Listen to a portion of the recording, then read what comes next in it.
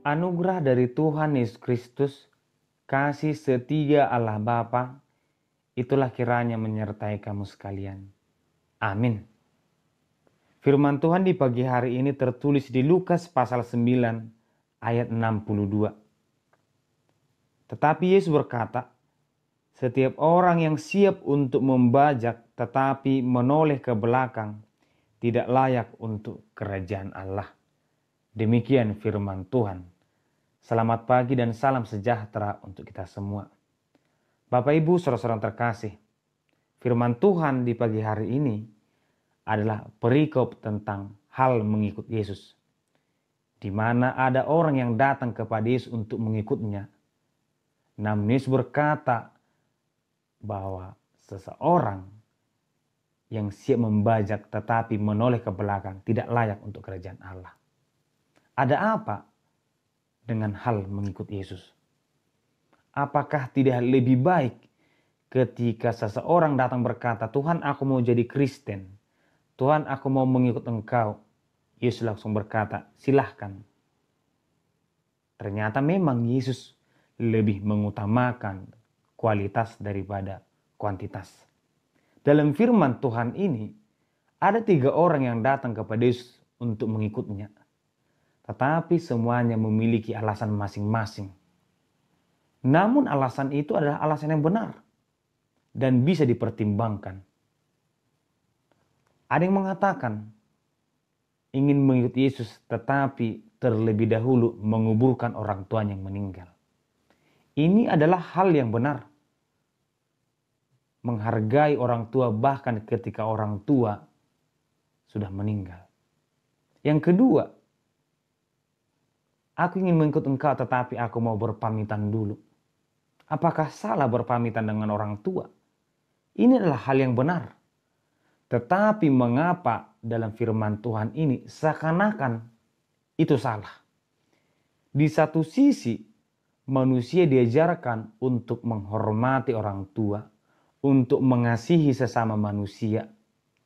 Namun ternyata dalam hal mengikut Yesus berbeda. Bukan berarti Yesus mengatakan itu salah. Bukan berarti Yesus mengatakan tidak boleh mengasihi orang tua ketika berbicara mengikut Yesus. Bukan itu mau dikatakan. Tetapi kita adalah warga kerajaan Allah. Seseorang yang mengatakan dirinya percaya kepada Yesus menjadi seorang Kristen, dia adalah warga kerajaan Allah, bukan warga dunia. Sehingga biarlah tentang kehendak Allah. Biarlah warisan kerajaan Allah yang di depan menjadi fokus utama kita. Sehingga Yesus menggambarkan seperti seorang yang membajak sawah yang selalu melihat ke belakang tidak layak. Apa yang salah dengan melihat ke belakang?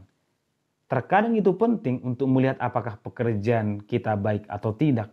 Sudah seberapa jauh yang selesai. Tetapi ada yang lebih penting, yaitu yang di depan. Orang yang tidak pernah melihat ke belakang seorang pembajak akan lebih cepat selesai daripada orang yang selalu melihat ke belakang.